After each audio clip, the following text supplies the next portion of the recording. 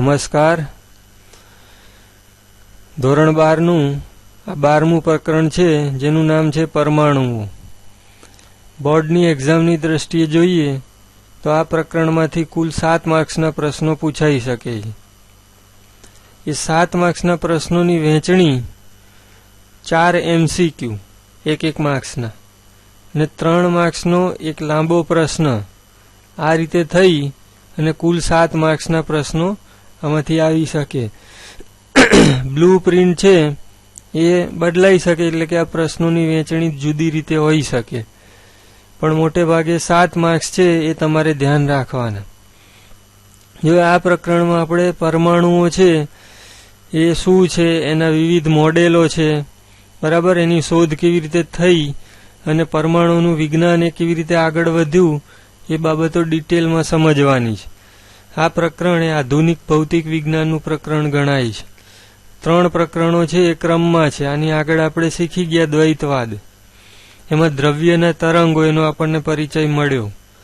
આ પ્રકરણમાં આપણે પરમાણુઓ એટલે કે એની અંદર ઇલેક્ટ્રોન છે એની ગોઠવણી, એને વિશે સમજવાના છીએ, અને એ ઇલેક્ટ્રોન કેવી રીતે છે એ પણ તમને ખ્યાલ આવશે. એટલે આમાં આગળનું જે પ્રકરણ હતું ઇલેક્ટ્રોનના દ્રવ્ય તરંગો, એનો પણ આમાં ઉપયોગ થવાનો છે.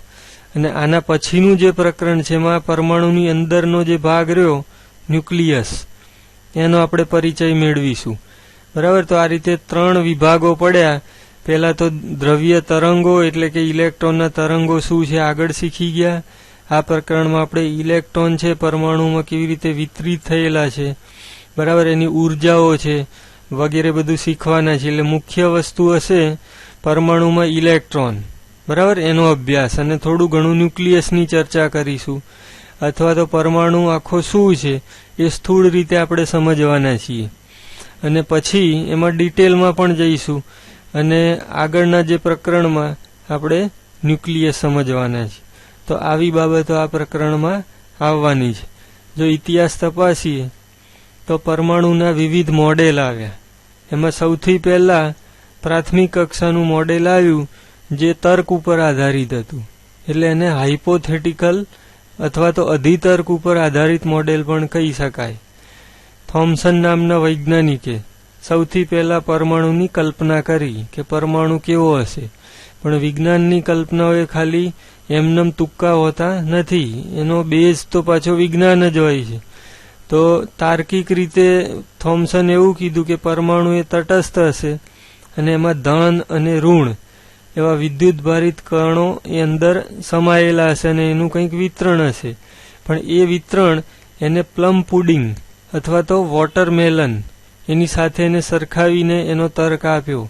પ્લમ પુડિંગ એટલે એમાં આ રીતની રચના હોય, બરાબર, અને અંદર આવા પાર્ટિકલ્સ ફિક્સ હોય, એવી રીતની કલ્પના આપી. તરબૂચ તમે જોયું હશે બધાએ, કદાચ પ્લમ પુડિંગ બધાએ જોયું ના હોય તો તરબૂચમાં કેવું હોય, જો આ રીતે તરબૂચ હોય એની અંદર લાલ ભાગ હોય, બરાબર, અને એનો એક ગોળ આકાર હોય છે અને અંદર કાળા બીજ હોય છે.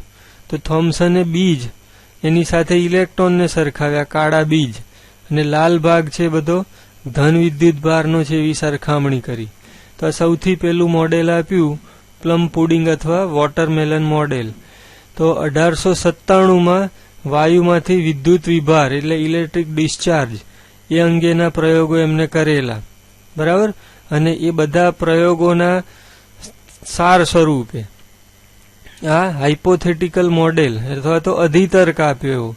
એ વખતે એવા કોઈ સાધનો હતા નહીં કે આપણે પરમાણુને જોઈ શકીએ અથવા એની નક્કર માહિતી મેળવી શકીએ, એટલે ઘણું બધું તર્ક ઉપર ચાલતું હોય, પણ એ તર્કનો બેઝ પાછો પ્રયોગ હોય.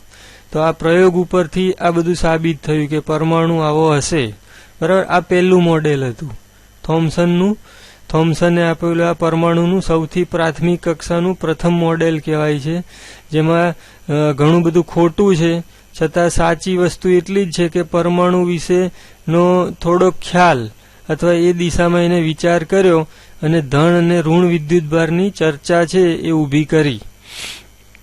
એની પહેલા પરમાણુ કેવો છે એની કોઈ નક્કર માહિતી કોઈ પાસે હતી નહીં, બરાબર, એ તાર્કિક નથી, પણ થોમ્સને જે માહિતી આપી એ કંઈક અંશે તર્ક સંબંધ હતી.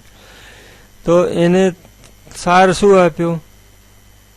પ્રયોગ ઉપરથી દર્શાવ્યું કે વિવિધ તત્વોના પરમાણુઓ ઋણ વિદ્યુત ભારિત ઘટક કણો બરાબર ધરાવે છે. ઇલેક્ટ્રોન શબ્દ એ વખતે પ્રચલિત થયેલો નહોતો, એટલે એમને ફક્ત ઋણ વિદ્યુત ભારિત ઘટક કણો એવો જ શબ્દ વાપર્યો. જેઓ બધા પરમાણુઓ માટે એક સમાન હોય. પરમાણુઓ ગમે તે હોય, ધારો કે હાઇડ્રોજન, હિલિયમ, લિથિયમ વગેરે, પણ એ બધાના આ ઋણ વિદ્યુત ભારિત ઘટક કણો છે એ એક જ સરખા પ્રકારના છે. આમ છતાં સમગ્રપણે પરમાણુ પાછો વિદ્યુતની રીતે તો તટસ્થ જ છે. એમાં જેટલું ઋણ છે એટલું જ જો ધન હોય તો જ એ તટસ્થ બની શકે. તટસ્થ હોવું એનો મતલબ એ સમગ્ર રીતે પાછો વિદ્યુતભાર વિહીન છે.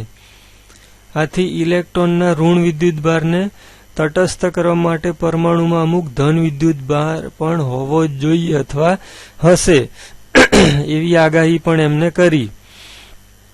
પરંતુ પરમાણુની અંદર ધન વિદ્યુતભાર અને ઇલેક્ટ્રોનની ગોઠવણી કેવી હશે એ એક મોટું રહસ્ય જ રહ્યું. બરાબર, આટલો અંદાજ લાગ્યો કે જેટલું એમાં ધનનું વિતરણ છે એટલું જ ઋણનું છે, જેથી બંને એકબીજાને તટસ્થ કરી દે. પણ એ ખરેખર કેવી રીતે ગોઠવાયેલા છે? શું એ સ્થિર છે, ગતિમાં છે, નિયમિત વિતરણ છે, અનિયમિત છે? એવા અનેક પ્રશ્નો ઊભા થયા. તો આપણે એવું કહી શકીએ પરમાણુનું બંધારણ કેવું હશે એ આ પ્રકરણનો મુખ્ય પ્રશ્ન બન્યો. બરાબર, પરમાણુ અંદરથી કેવી રીતનો બનેલો છે આ આપણે સમજવાના છીએ. તો જો થોમ્સને પરમાણુની ચર્ચા છે એની શરૂઆત કરી એવું કહેવાય. એના જે પ્રાથમિક કક્ષાના પ્રયોગો અને એનું આ પ્લમ પુડિંગ અથવા વોટરમેલન મોડેલ, જેના આધારે આખી ચર્ચા શરૂ થઈ અને પરમાણુ કેવો છે એ જાણવાના પ્રયોગો શરૂ થયા. 21મી સદીમાં તો પરમાણુ વિશે આપણે ઘણું બધું જાણી ચૂક્યા છીએ. તો પહેલું મોડેલ છે એના આધારે આ પ્રકરણની શરૂઆત આપણે કરીએ. જો પરીક્ષામાં આ રીતનો એક પ્રશ્ન આવે, થોમ્સનનું પરમાણુ મોડેલ સમજાવો, પરમાણુના આંતરિક બંધારણ અને વર્ણપટ વચ્ચેનો સંબંધ પણ સમજાવો.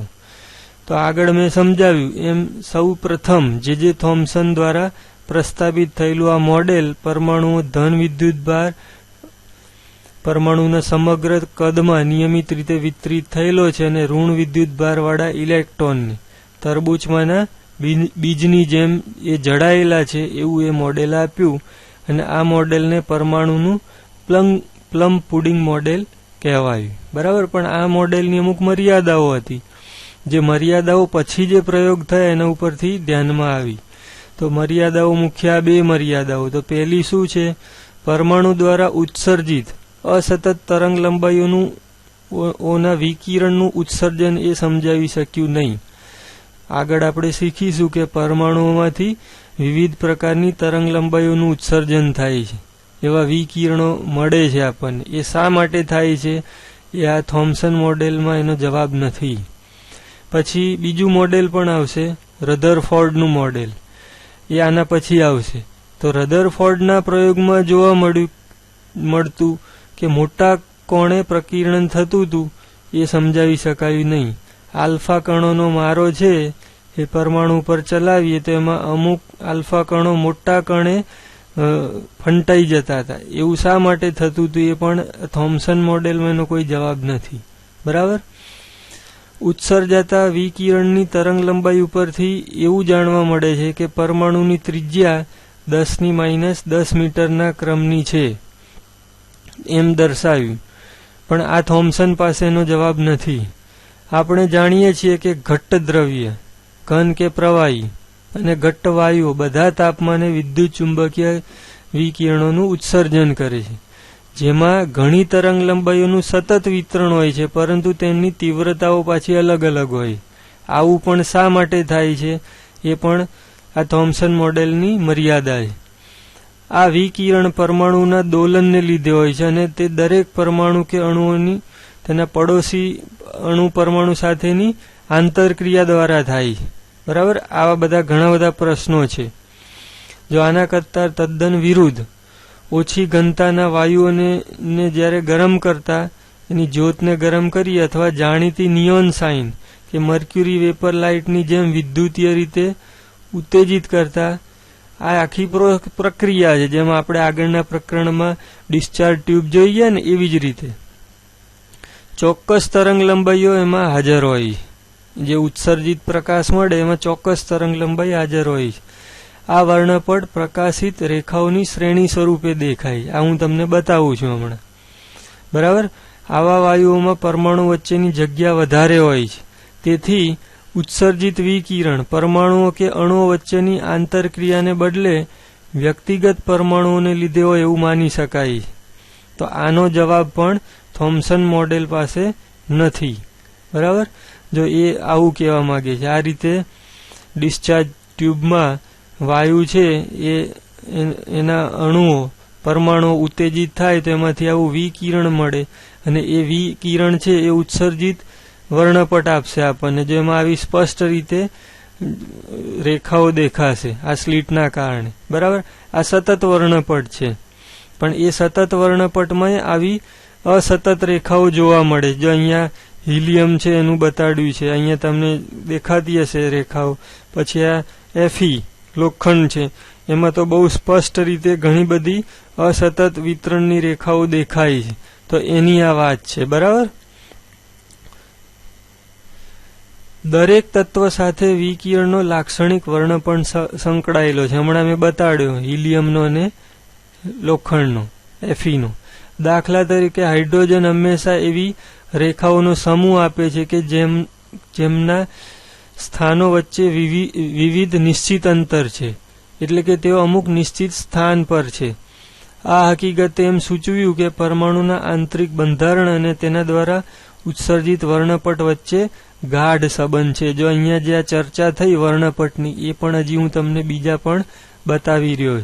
જો અહીંયા હિલિયમ છે, Fe છે, બરાબર. આ હાઇડ્રોજન છે. જો હાઇડ્રોજનમાં અહીંયા એક લાઈન છે, એક અહીંયા છે, એક અહીંયા છે, અહીંયા છે. આ રીતે વિવિધ આ જે ઉત્સર્જિત જે રેખાઓ રહી અહીંયા સ્પષ્ટ રીતે દેખાય છે.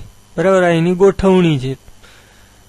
ગેસ ડિસ્ચાર્જ ટ્યુબ, એમાં હાઇડ્રોજન વાયુ ભરીએ આપણે અને આગળ સ્લીટ મૂકી દઈએ તો એમાંથી જે વિકિરણો ઉત્સર્જિત થશે એનું આ રીતે પ્રિઝમથી વિભાજન કરીએ તો આપણને આવો વર્ણપટ મળતો હોય છે. અને ઉત્સર્જિત વર્ણપટ કે આવી રીતે શોષણ વર્ણપટ પણ મેળવી શકાય, પણ એની ચર્ચા નથી કરતા આપણે. જો આ પણ બીજા તત્વો છે એના ઉત્સર્જિત વર્ણપટ અહીંયા દર્શાવેલા છે. એમાં જો તમને આ સ્પષ્ટ રીતે આ જે રહી એ રેખાઓ, આ શોષણ વર્ણપટની રેખાઓ છે. બરાબર. શોષણ વર્ણપટ હોય એમાં બેકગ્રાઉન્ડ પ્રકાશિત હોય અને રેખાઓ અપ્રકાશિત હોય. જ્યારે ઉત્સર્જિત વર્ણપટ હોય એમાં બેકગ્રાઉન્ડ હોય એ ડાર્ક હોય અને આ જે રેખાઓ છે એની પ્રકાશિત હોય. જો અહીંયા આ હાઇડ્રોજન માટે બતાડ્યું છે, બરાબર. આ સૂર્ય છે એના માટે છે, હાઇડ્રોજન માટે છે. પછી આ હિલિયમનો ઉત્સર્જિત વર્ણપટ છે. પછી આ મર્ક્યુરીનો છે, બરાબર. અને આ યુરેનિયમ છે. જો ભારે તત્વમાં વધુ રેખાઓ મળી રહી છે. હલકા તત્વ છે હાઇડ્રોજન, અને એમાં રેખાઓનું પ્રમાણ સૌથી ઓછું છે. જો જેમ ભારે તત્વો તરફ જઈએ એમ આ જટિલ બનતું જાય. જો આ પણ વધુ સ્પષ્ટ રીતે વર્ણપટ અહીંયા દર્શાવેલા છે, ઉત્સર્જિત વર્ણપટો. હાઇડ્રોજન છે, જો એની આ ઉત્સર્જનની રેખાઓ જે આ પહેલી છે, પછી આ ક્રમશઃ આમ તમે જોઈ શકો છો. આ સોડિયમમાં 2 લાઈન મળે છે, એ પણ બહુ પ્રચલિત છે સોડિયમનો વર્ણપટ. બરાબર. હિલિયમ છે, જો એનો વર્ણપટ છે.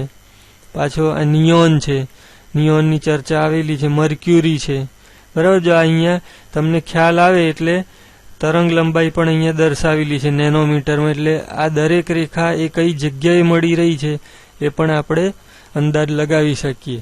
જેવી રીતે આપણી આંગળીની ફિંગરપ્રિન્ટ છે એ દરેક વ્યક્તિની આઈડેન્ટિટી છે, એવી જ રીતે દરેક તત્વ છે એનો વર્ણપટ એની આઈડેન્ટિટી છે. તત્વને આપણે જોઈને અલગ પાડી ના શકીએ ત્યારે આવા એના વર્ણપટથી અંદાજ મળે છે. ઘણીવાર વૈજ્ઞાનિકો એવું કહેતા હોય કે શુક્ર ઉપર આ વાયુ છે, પેલા ગ્રહ ઉપર આવો વાયુ છે, આ ગ્રહ ઉપર માત્ર વાયુઓ છે, એ વાયુઓ પાછા આવા પ્રકારના છે. તે ખબર કેવી રીતે પડતી હોય છે? એ ગ્રહો ઉપરથી પૃથ્વી ઉપર જે વિકિરણ આવે છે એ વિકિરણનું આ રીતે વર્ણપટો મેળવવામાં આવે અને વર્ણપટ મળે એમાં જે આ રેખાઓ મળે એના ઉપરથી એ કયું તત્વ છે એનો અંદાજ લાગતો હોય. તો આ એનો ઉપયોગ છે. બરાબર. બીજું છે એ આલ્ફા કણના પ્રકીર્ણનનો પ્રયોગ. એનાથી આ પ્રકરણની ડિટેલમાં વિશેષ શરૂઆત થવાની છે. બરાબર. તો આલ્ફા કણનો પ્રકીર્ણનનો પ્રયોગ એ આ પ્રકરણનો મુખ્ય પ્રયોગ છે. આ પ્રયોગ છે આપણે બહુ સારી રીતે સમજવાનો છે. જો હવે આમાં એક સોનાનું વરખ લીધેલું છે. બરાબર. આ જે રેખાકૃતિ રહી એ ખરેખર શું કહેવા માંગે છે એ હું તમને પહેલા બતાવી દઉં એનિમેશન વડે અને પછી આપણે આ પ્રયોગ છે એની ચર્ચા કરીએ. જો તમે અહીંયા જો આ એક રેડિયો એક્ટિવ પદાર્થ છે ને એની શીશાના બ્લોકની અંદર મૂકેલો છે. બરાબર. આની અંદર ફિટ કરી દીધો છે જેથી એનું વિકિરણ છે આજુબાજુ ફેલાય નહીં અને આગળ ગેપ રાખી છે એટલે ઉત્સર્જિત થતા આલ્ફા કણો છે આમાંથી આ રેડિયો એક્ટિવ પદાર્થમાંથી આલ્ફા, બીટા, ગેમા એમ 3 પ્રકારના કણો છે એનું સતત ઉત્સર્જન થતું હોય. અહીંયા આપણે મુખ્ય આલ્ફા કણોનો જ ઉપયોગ કરવાનો એટલે આલ્ફા કણો આમાંથી ઉત્સર્જિત થઈ અને આમ એક કિરણાવલી સ્વરૂપે બીમ સ્વરૂપે આપણને મળશે કારણ કે એવી રીતે આને ગોઠવ્યું છે. આ એની સ્લીટ છે. બરાબર. એ સ્લીટમાંથી એ કેન્દ્રિત થઈ અને આ સોનાનું વરખ છે એ સોનાના વરખ ઉપર એને આપાત કરેલા છે. એ સોનાના વરખ ઉપર આપાત થાય અને એના પછી જે એનું વિતરણ થાય. બરાબર. એને સ્કેટરિંગ કહીએ, વેરવિખેર થાય. એ કઈ રીતે થાય છે એ આપણા અભ્યાસનો મુખ્ય પ્રશ્ન છે. જો આપણને તો સ્થૂળ રીતે એવું લાગે છે કે આ જે સોનાનું વરખ છે એ જાણે કે એક ધાતુની પ્લેટ હોય એવું આપણે માનીએ છીએ સ્થૂળ રીતે એટલે કે એ નક્કર છે.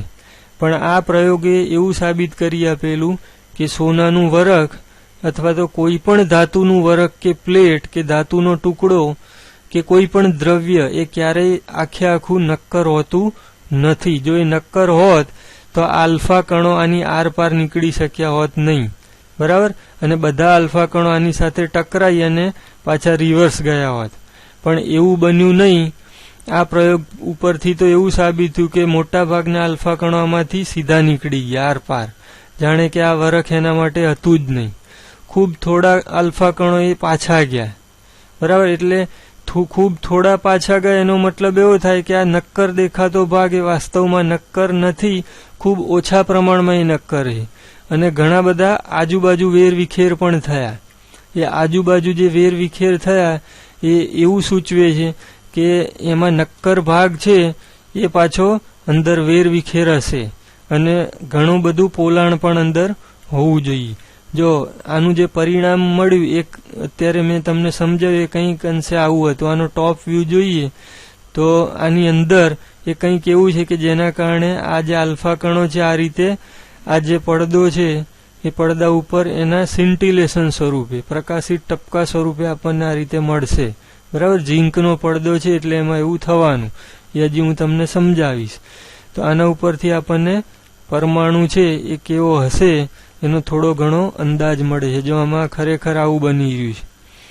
સોનાનું વરખ છે એની અંદર આલ્ફા કણો આ રીતે એમાંથી પસાર થઈ રહ્યા છે. અમુક જો પાછાય પડી રહ્યા છે ટકરાઈને.